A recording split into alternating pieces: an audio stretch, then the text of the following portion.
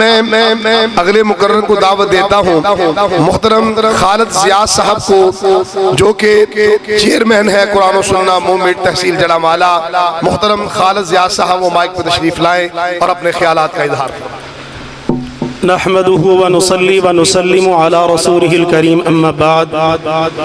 خوبصورت محفل کے انعقاد پر پوری قیادت کو مبارکباد دینے کے بعد 2 منٹ میں ایک ہی پیغام دینے کے لیے آپ کے سامنے کھڑا ہوں کہ انسانیت کا رخ قرآن اور سنت کی طرف موڑ دو۔ اس کام کے لیے تیار ہو؟ ہاتھ اٹھا کے وعدہ کرو تیار ہو۔ اسلام قرآن و سنت سے تعبیر ہے۔ اسلام کے جتنے اصول ہیں، جتنے فروع ہیں، جتنے قواعد ہیں، جتنے ضوابط ہیں، وہ سارے کے سارے قرآن و سنت پر استوار ہیں۔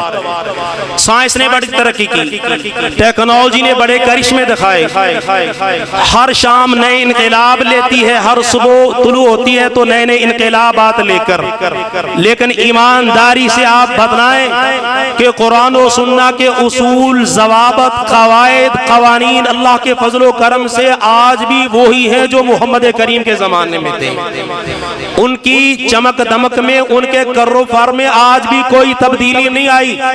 میرے بھائیو، اختلاف ان سے کیا جاتے ہیں جو قرآن و سنت کے خلاف چلتے ہیں، جو قرآن و سنت کی طرف بلانے والے ہوں، ان سے اختلاف نہیں کیا جا سکتا۔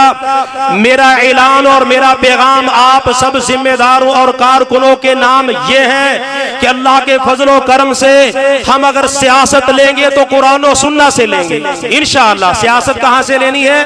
نون لیگ سے نہیں، پی ٹی آئی سے نہیں، پیپلز پارٹی سے نہیں۔ ہمارا منشور یہ ہے کہ ہم سیاست لیں گے تو قرآن و سنت سے، معیشت لیں گے تو قرآن و سنت سے، تجارت لیں گے تو قرآن و سنت سے، معاشرت لیں گے تو قرآن و سنت سے، نماز لیں گے تو قرآن و سنت سے، روزہ لیں گے تو قرآن و سنت سے، عیدین لیں گے تو قرآن و سنت سے، ہم اپنی دنیاوی زندگی کو استوار کریں گے تو قرآن و سنت پر صراط مستقیم کی طرف رخ موڑیں گے، قرآن و سنت کے اصولوں کی روشنی میں۔